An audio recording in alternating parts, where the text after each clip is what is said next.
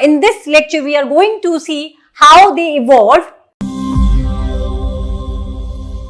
Good morning. So we are going to continue our series on lectures on primatology. So today we are going to have a discussion on Mesozoic mammals.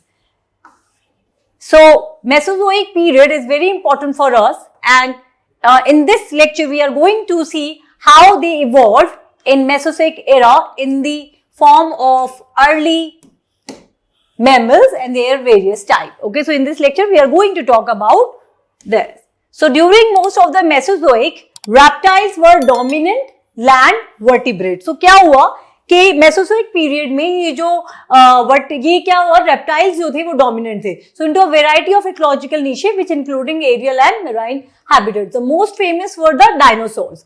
They evolved into a wide array of sizes and species and adapted to a variety of lifestyles. You can see here. So there are different types of dinosaurs we can see here.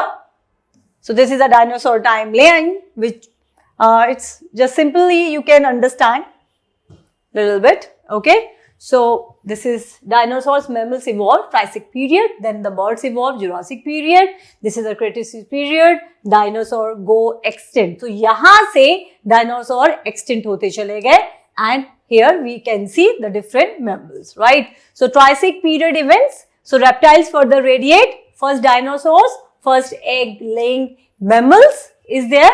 So early Triassic period, 237 million years ago, this was the scenario. Then Triassic egg-laying mammals we have got.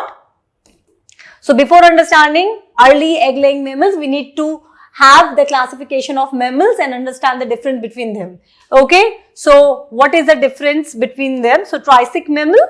So today we'll just simply going to see about this. So the Triassic mammals is a geological period and system which spans between 52.5 million years from the end of the Permian period. Okay, and to the beginning of the Jurassic period, right? And egg-laying mammals or monotremes evolved here.